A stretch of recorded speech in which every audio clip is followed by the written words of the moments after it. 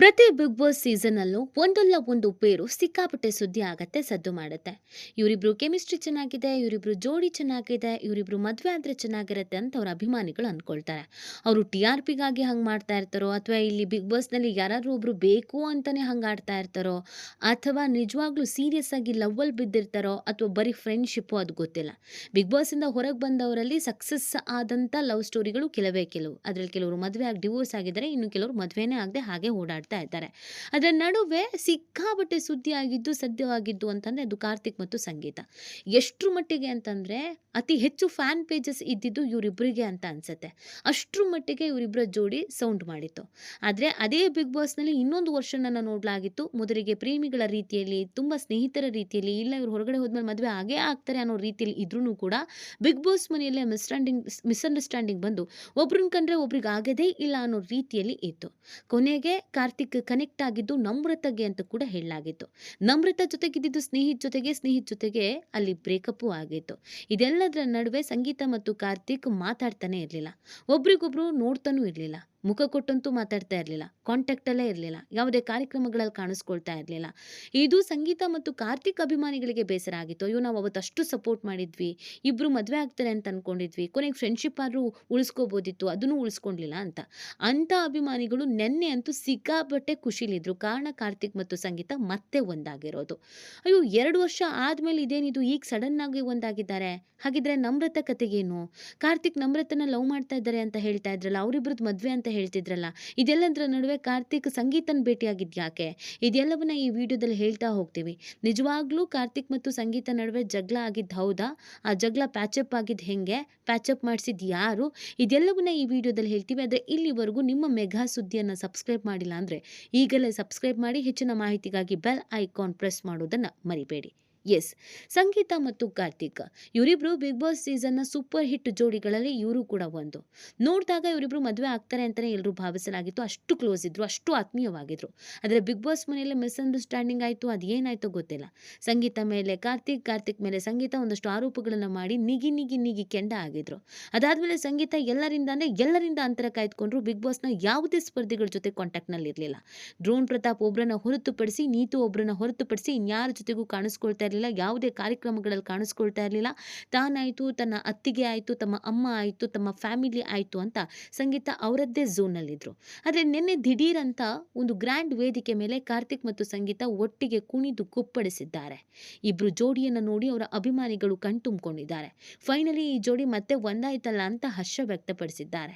ಅಷ್ಟಕ್ಕೂ ಈ ಜೋಡಿ ಮಧ್ಯ ಮಿಸ್ಅಂಡರ್ಸ್ಟ್ಯಾಂಡಿಂಗ್ ಬಂದಿದ್ಯಾಕೆ ಅನ್ನೋ ಪ್ರಶ್ನೆಯೂ ಕೂಡ ಅಲ್ಲೇ ಕೇಳಲಾಗಿದೆ. ಇದಕ್ಕೆ ಸಂಗೀತ ಉತ್ತರವನ್ನು ಕೊಟ್ಟಿದ್ದಾರೆ. ಹೌದು, ನಿನ್ನೆ ಸಂಗೀತ ಅವರ ಒಂದು ಆಲ್ಬಮ್ ಸಾಂಗಿಗೆ ಪ್ರಮೋಷನ್ ಇತ್ತು, ಬಿಡುಗಡೆ ಕಾರ್ಯಕ್ರಮ ಇತ್ತು. ಸಂಗೀತ ಕೈಯಲ್ಲಿ ಈಗ ಯಾವುದೇ ಆಫರ್ಸ್ಗಳು ಇಲ್ಲ, ಯಾವುದೇ ಸಿನಿಮಾಗಳು ಇಲ್ಲ. ಈಗ ಆಲ್ಬಮ್ ಸಾಂಗು, ಫೋಟೋಶೂಟು, ಅದು ಇದು ಮಾಡ್ಕೊಂಡಿದ್ದಾರೆ. ಸೊ ಆ ಆಲ್ಬಮ್ ಸಾಂಗ್ ರಿಲೀಸಿಂಗಿಗೆ ಸಂಗೀತ ಅವರು ಕಾರ್ತಿಕ್ ಮತ್ತು ನಮ್ರತ ಮತ್ತು ನೀತು ವನಜಾಕ್ಷಿ ಸೇರಿದಂತೆ ಕೆಲವು ಗಣ್ಯರನ್ನ ವೆಲ್ಕಮ್ ಮಾಡಿದ್ದಾರೆ. ವೇದಿಕೆ ಮೇಲೆ ಕಾರ್ತಿಕ್ ಬರ್ತಾ ಇದ್ದ ಹಾಗೆ ತಪ್ಕೊಂಡಿದ್ದಾರೆ ಸಂಗೀತ. ಇದನ್ನು ನೋಡಿ ಅಭಿಮಾನಿಗಳು ಫುಲ್ ಖುಷಿಯಾಗಿದ್ದಾರೆ.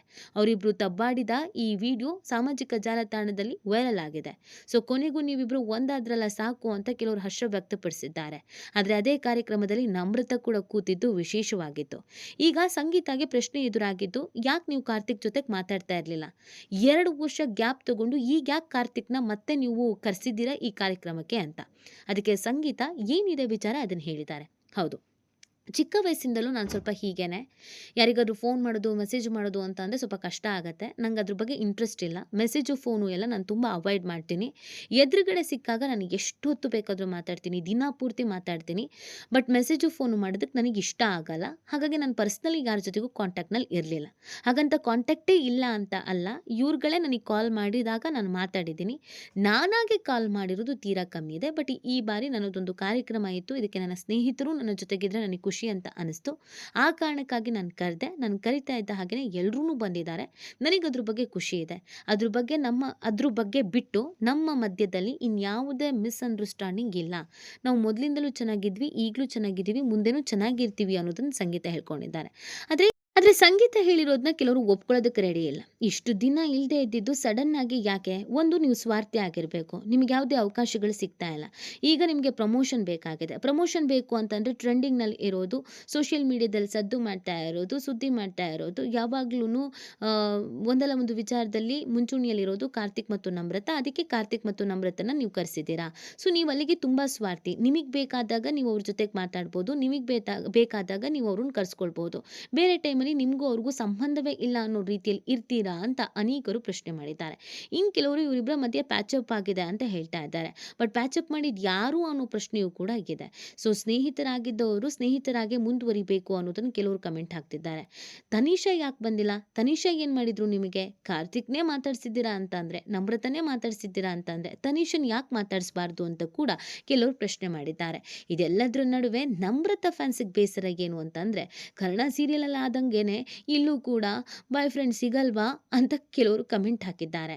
ಕಾರ್ತಿಕ್ ಮತ್ತು ನಮ್ರತಾ ಡೇಟ್ ಮಾಡ್ತಾ ಇದ್ದಾರೆ, ದೇಶ ವಿದೇಶವನ್ನ ಸುತ್ತುತ್ತಾ ಇದ್ದಾರೆ, ಸದ್ಯದಲ್ಲೇ ಮದುವೆ ಆಗ್ತಾ ಇದ್ದಾರೆ ಅನ್ನೋದೊಂದು ಸುದ್ದಿ ಸಾಮಾಜಿಕ ಜಾಲತಾಣದಲ್ಲಿ ವೈರಲ್ ಆಗಿತ್ತು. ಅವ್ರು ಹಾಕಿದಂಥ ಫೋಟೋಸು ವಿಡಿಯೋಸು ಎಲ್ಲವೂ ಕೂಡ ಸಿಕ್ಕಾಪಟ್ಟೆ ಶೇರ್ ಆಗಿತ್ತು. ಸೊ ಕಾರ್ತಿಕ್ ಈಗ ಸಂಗೀತನ ಮತ್ತೆ ವಾಪಸ್ ಸೇರ್ತಾ ಇರೋದು ನಮ್ರತಂಗ್ ಜಲಸ್ ಆಗ್ತಾ ಇಲ್ವಾ? ನಮ್ರತಂಗ್ ಕೈ ಕೊಟ್ಬಿಡ್ತಾರಾ? ನಮ್ರತಾಗ್ ಏನ್ ಮಾಡ್ತಾರೆ ಅಂತ. ಬಟ್ ಇದೆಲ್ಲವೂ ಕೂಡ ಸುಳ್ಳು.